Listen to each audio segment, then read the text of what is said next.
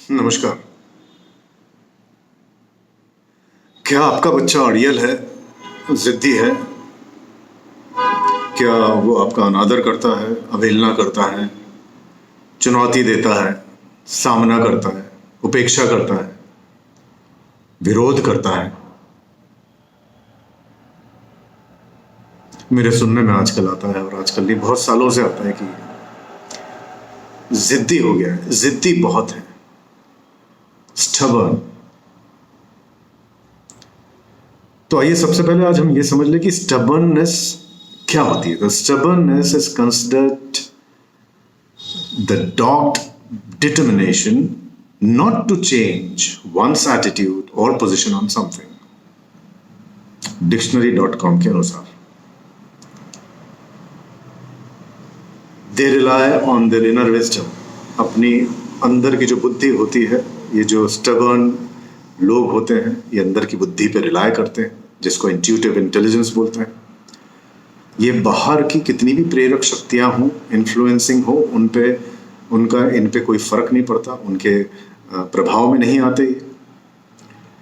मतलब ये जो जितने भी सेंसिटिव लड़के लड़कियां हैं, इनको बाहरी तत्व, बाहरी बातें, बाहरी लोग, भले ही वो माँ बाप या परिवार क्यों नहीं हो, ये इन्हों कैजुअल नहीं कर सकते, क्योंकि ये इनवर्डली मोटिवेट रहते हैं, अंदर से बहुत प्रेरित रहते हैं ये, और इसलिए इनको जो करना है वो करते हैं। आइए थोड़ा जिद्दीपन का मनोविज्ञान क्या होता है वो देख लेते हैं। क्यों होते हैं ऐसे, या ऐसा क्यों करते हैं? देखिए, या तो दृढ़ होगा, डिटरमाइंड होगा, या फिर जिद्दी होगा। दृढ़ का मतलब क्या? दृढ़ का मतलब होता है उद्देश्य के प्रति स्थिरता, मजबूती। और जिद्दी का मतलब होता है किसी भी बाहरी प्रभाव, प्रेरणा के बाद भी अपने विचारों, नजरियों या एक्शन को नहीं बदलना। सबसे इंपॉर्टेंट बात अब आ रही है। जिद्दीपन अनुवांशिक भी होता है और सीखा हुआ व्यवहार भी, hereditary, genetic and learned behaviour. लक्षण क्या होते हैं जिद्दीपन के? ये बहुत प्रश्न करते हैं, चुनौती भरे, जिन्हें ज्यादातर विद्रोह समझा जाता है। ये चाहते हैं कि इन्हें सुना जाए, स्वीकृत अभिस्वीकृति दी जाए, एक्नॉलेज किया जाए, जिसका तात्पर्य है कि आप इन पर बार बार, लगातार, फ्रीक्वेंटली ध्यान दें। ये आजाद भी रहना चाहते हैं, और ये आसानी से हर बात पे चिढ़ जाते हैं। इन्हें रूटीन पसंद नहीं आता, क्योंकि स्वतंत्र इच्छा वाले होते हैं। लेकिन आगे हम देखेंगे कि रूटीन फॉलो करना बहुत जरूरी होता है इनके लिए, शुरू से ही, डे वन से। इनके नखरे या टैंट्रम्स बार बार लगातार होते हैं। इनमें लीडरशिप गुण दिखते हैं शुरू से ही, और ज्यादातर समय they act like there boss. ये हर काम अपनी गति से करते हैं। ये इनके लक्षण हो गए। क्या करना चाहिए हमें? अब सबसे पहले हमें इनसे वाद विवाद नहीं करना चाहिए। ये हमेशा ही विवाद के लिए तैयार रहते हैं, इसलिए इन्हें अवसर ही नहीं देना चाहिए।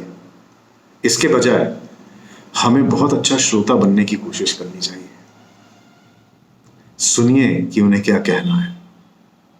विवाद को बातचीत में, कॉन्वर्सेशन में तब्दील कर दिए। आप सुनेंगे तो उम्मीद है कि वे भी आपका पक्ष कभी सुन लेंगे। उम्मीद है, होप। बहुत आसान से कह देने वाली बात है, अपने बच्चे से संबंध बनाइए। जो वो नहीं करना चाहता है उस पर दबाव नहीं डालना चाहिए, नहीं तो वो विद्रोही हो जाता है, होते ही है, और वो वही करेगा जो उसे नहीं करना चाहिए। तो ज्यादातर सब में देखिएगा, आप भी जानते हैं, मैं भी जानता हूं, कि हम अपने बच्चों को क्या करना चाहिए वही बातें बताते रहते हैं पूरे समय। इसके बजाय हमें उनके साथ काम करना चाहिए, पार्टनरशिप करनी चाहिए। और हम अगर चाहते हैं कि वो बच्चा वो सब नहीं करे जो नहीं करना चाहिए, अगर वो टीवी देख रहा हो तो हमें उसके साथ टीवी देखना चाहिए, अगर कुछ खेल खेल रहा हो तो खेल खेलना चाहिए, भले ही वो कितना हार्ड हो, मुश्किल काम हो, चैलेंजिंग हो। इवेंचुअली बहुत सारी समय, एनर्जी, फ्रस्ट्रेशन, कुंठा, ये सब बचेगी आपकी। तीसरा, कुछ चुनाव करने की हमेशा पेशकश करिए। Offer some choices. किसी भी जिद्दी बच्चे को यह बताना कि उन्हें क्या करना चाहिए, पक्का तरीका है कि उसके विद्रोही स्वभाव को छेड़ना, आग लगाना। इसके बजाय उन्हें ऑप्शंस दीजिए, वो भी 2 या 3 से ज़्यादा नहीं तो कंफ्यूज हो जाते हैं। ऑप्शंस देने से उन्हें लगता है कि वे कंट्रोल में हैं और वो निर्णय भी ले सकते हैं। चौथा, अपने बच्चे के जूते में बैठिए। Empathise, step into your child shoes. Issue को हमेशा उसके नजरिए से देखने की और समझने की कोशिश करिए। And keep your promises, and if you break them, explain the reasons why you did so, and plan a next visit if you are going outside, और for that matter any plan that you have made with him, with her, with your child. पांचवा, maintain piece at home.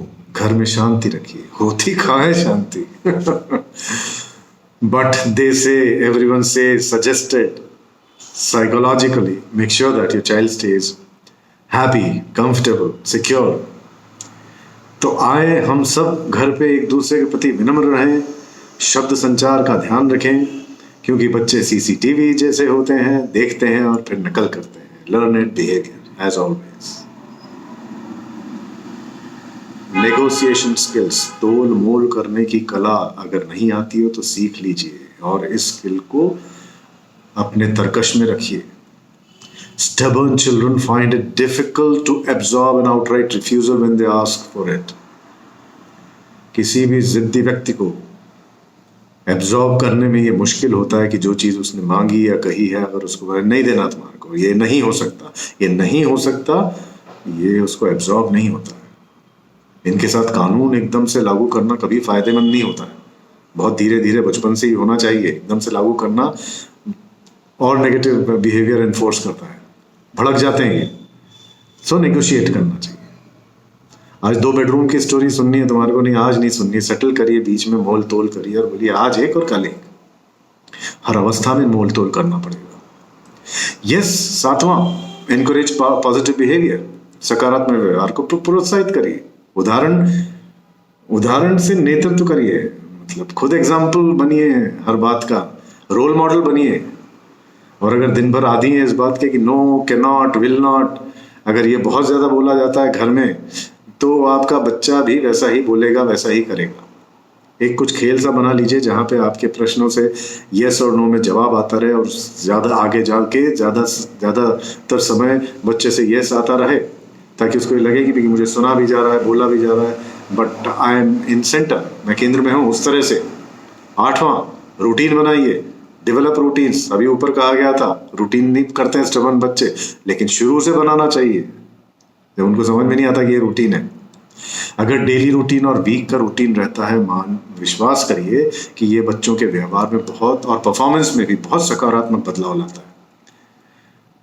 और सबसे निवेदन है, सोने का समय निश्चित करिए। कहते हैं 3 से 12 साल की उम्र में कम नींद से थकान और व्यवहार संबंधी दिक्कतें बहुत होती हैं। तो वो तो बड़ों को भी होती हैं बेचारों को, बच्चों को तो डेफिनेटली होती है। अब रात को 1-1.5 बजे तक मोबाइल और उसके बाद कहानी, और ये तो सोता ही नहीं है, तो वो रूल्स रेगुलेट हुए कहाँ है? एकदम से थोड़ी होता है सब कुछ, एकदम से जिद्दी थोड़ी हो जाता है।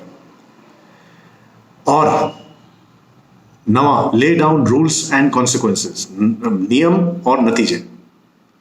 पहली मीटिंग हो जानी है बच्चा पैदा होने के बाद। बहुत समझदार होते हैं, 4 महीने में सब करने लगते हैं, 5वें-6वें महीने में ये होने लगता है। 1 साल का बच्चा है, क्या क्या करने लगता है। आते हैं 1.25 साल में आ जाते हैं पेरेंट्स, तो सब कर लेता है, बोल भी लेता है, चल भी लेता है। अद्भुत जनरेशन है 21वीं सदी की। लेकिन अब हम क्या करें? तो हम तो एक फैमिली मीटिंग कर लें सबसे पहले कि हमारे घर के ये नियम होंगे, और कभी जिद्दी हुआ बच्चा, क्योंकि अनुवांशिक भी होता है और सीखा हुआ भी होता है, तो हम ये चीज़ें घर में नहीं करेंगे। क्योंकि स्टबर्न बच्चों को या किसी को भी रूल्स और रेगुलेशंस तो चाहिए, और उसमें निरंतरता बहुत ज़रूरी है, लचीलापन भी ज़रूरी है। जब किसी हॉलीडे पर हो, बच्चे ने शानदार व्यवहार दिखाया हो, तो जाहिर सी बात है कि नतीजे में पुरस्कार भी होगा, राइट? तो निष्कर्ष क्या है? निष्कर्ष ये है कि जब चिंगारी बनती है, डेवलप होती है, तभी कंट्रोल करना चाहिए। जब आग लग जाती है तो ना फायर एक्सटिंग्विशर काम आता है, ना खूब सारा पानी आता है, ना कंबल से पीटने पे कुछ होता है। और फिर ऐसा लगता है कि एक बच्चा पालना कितना चैलेंजिंग हो गया, पूरा परिवार लगा हुआ उसे पालने में और हो नहीं पा रहा है, और कभी ये रो रहा है, कभी वो रो रहा है, कभी वो बात बंद कर रहा है, कभी ये मार रहा है, कभी वो कर रहा है। नहीं नहीं नहीं नहीं, ऐसा नहीं होता। हमारे बच्चे संवेदनशील हैं, साथ ही बहुत सक्षम हैं, यूनिक हैं, अनेक गुणों से लैस हैं वो बच्चे। आसान नहीं है पढ़ाना, पालना, लेकिन हमें उनकी अद्भुत क्षमताओं को नर्चर तो करना ही पड़ेगा, और उनके जिद्दीपन को भी सही दिशा देकर लाभकर तो बनाना पड़ेगा। तो मेरे पास अचानक से आके ये मत कहिए कि बहुत जिद्दी हो गया है, बहुत गुस्सैल है, बहुत एग्रेसिव है। You are solely responsible, the environment is responsible, the family is responsible. और कोई कुछ नहीं कर सकता जब तक आप लोग को सीखेंगे नहीं और कुछ इस तरह से व्यवहार कुशल नहीं होंगे। Thank you.